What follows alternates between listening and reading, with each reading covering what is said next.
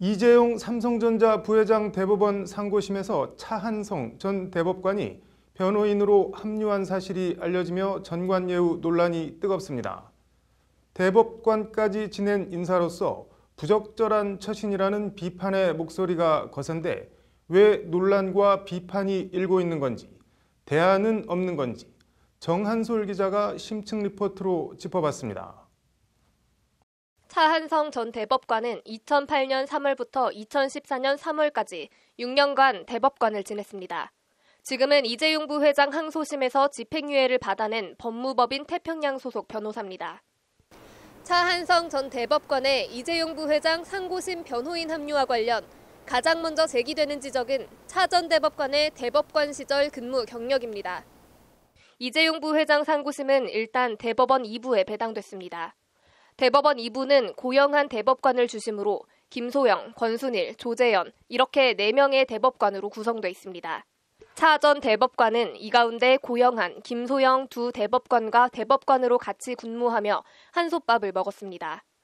권순일 대법관은 차 전 대법관이 법원행정처장 시절 직속 부하인 법원행정처 차장으로 근무했습니다. 대법원 2부 4명의 대법관 가운데 3명이 차한성 변호인과 개인적 인연이 있다는 얘기입니다. 현 대법관들이 선임 대법관이었던 차한성 변호인의 이재용 부회장 변호 논리 구성이나 법리 전개를 그대로 깨거나 묵살하기엔 부담이 클 수밖에 없습니다. 차한성 전 대법관의 이 부회장 변호인 선임이 대단히 부적절하다는 지적과 비판이 쏟아져 나오는 이유입니다. 전관예우의 위험성이 분명히 있기 때문에 대법관 출신이고 그리고 상고심이기 때문에 아무래도 재판의 공정성을 위해서는 좀 재판을 회피하시는 게. 차한성 전 대법관의 개인적 발언과 행보도 논란입니다.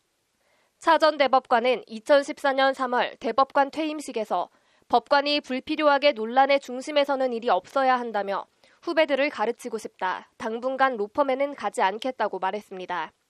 차 전 대법관은 그러나 퇴임 1년 후 대한변협에 슬그머니 변호사 개업 신청을 했다가 반려당하자 법무법인 태평양 산하 공익재단법인 동천 이사장으로 변호사 활동에 나섰습니다. 지난해 3월부터는 형사사건도 수임하기 시작했습니다. 일단 변호사법은 퇴임 법관은 퇴직 후 1년 동안은 퇴직 전 1년간 근무했던 국가기관 사건을 수임할 수 없도록 규정하고 있습니다. 공직자윤리법의 경우엔 퇴직일부터 3년간 소속됐던 부서 또는 기관의 업무와 밀접한 관련성이 있는 영리업체에 취업할 수 없다는 제한 규정을 두고 있습니다. 차한성 전 대법관의 경우 2014년 3월에 퇴임했으니 영리업체 취업 제한 3년 기간이 지나자마자 형사사건 수임에 나선 겁니다.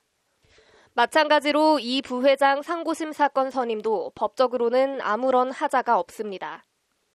저희 내부 방침에 의해서 끓여지는 거지 그거를 거기 또 원한다고 이렇게 되는 건 아닌 걸로 알고. 관련해서 국회 법사위엔 대법관 출신은 영구적으로 대법원 사건 수임을 금지하는 내용 등을 담은 변호사법 개정안이 제출돼 있지만 논의는 지지부진한 상태입니다. 대한변협은 차 변호사의 이번 사건 수임에 대해 지난 3일 성명을 내고 전관예우 논란을 야기하고 국민들의 사법에 대한 신뢰를 훼손하는 점에서 매우 부적절하다며 변호인을 사임하는 것이 바람직하다고 밝혔습니다. 결국은 그 전관예우의 가장 정점에 있는 분이 바로 전직 대법관들이거든요. 네. 결국은 일정 그 직위에 있던 분들은 변호사로서 영리 활동을 해서는 안 된다고.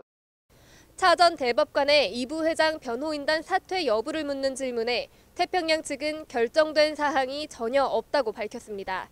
법관은 불필요하게 논란의 중심에 서는 일이 없어야 한다는 말을 스스로 깨고 논란의 중심에 선 차한성 이재용 변호인이 끝까지 변호인단에서 사퇴하지 않을지, 사퇴하지 않는다면 어떤 변호 논리를 내놓을지 궁금합니다. 법률방송 정한솔입니다.